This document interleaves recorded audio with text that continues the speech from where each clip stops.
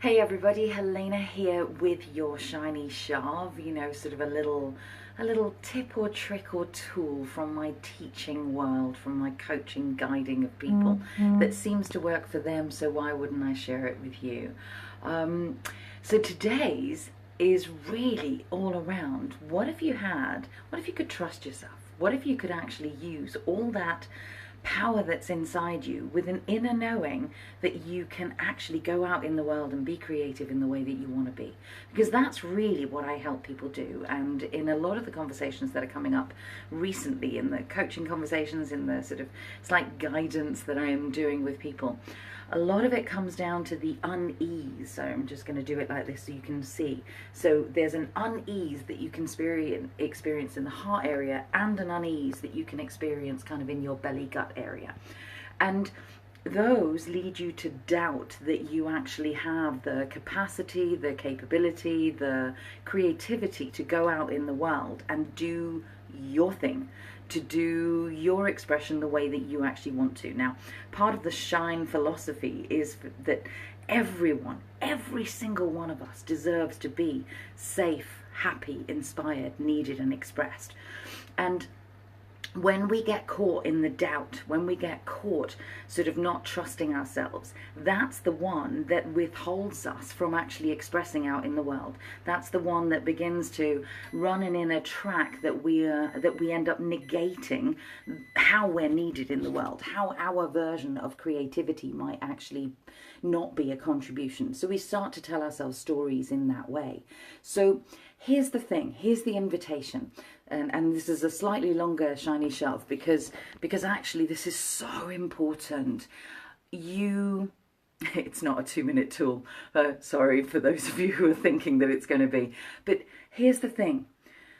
In order to actually have the inner trust for you, one of the best things that you can actually do is simply to stand in the power of, what would I like to contribute? And then don't think about who, don't think about why, don't think about, where it should go, where should you put it out. Just do the thing. Just actually kind of get in motion and support yourself in doing it. Allow a space, like actually create and carve a space where you say, nothing else is important but this thing that I'm creating or doing or writing or making or baking or whatever it is that you're doing. Just do that thing. After that, after the 10 minutes of making, baking, creating, whatever you're doing, then allow yourself to sit down with a piece of paper and go, oh God, but I don't know where it's going to go, how it's going to work, why I'm actually doing it, will anyone believe me? And actually do yourself a thing of blurts, as they're called, by Julia Cameron in her beautiful book. So actually pull out the blurts around what are my uncertainties around it.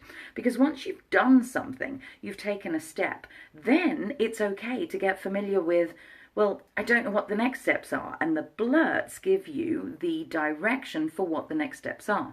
So if you've got a list of, sort of doubting Thomas kind of words, then you can go through them one by one and actually go, okay, well, actually, I could ask this person. Or, okay, well, what if I simply tried it? What if I got really, really brave and held myself accountable with somebody else, or even just to myself, and just did it anyway? And you start to actually tackle those things one by one. They become a tiny mini project in your day that you go, okay, how do I make this blurt actually work in my favor? So a long-winded way, potentially, or just an invitation, if you like, for you to simply step into, do the thing that you want to do, write down the blurts, tackle them one by one, and go be expressed in the world. Many blessings to you, and I will catch you tomorrow.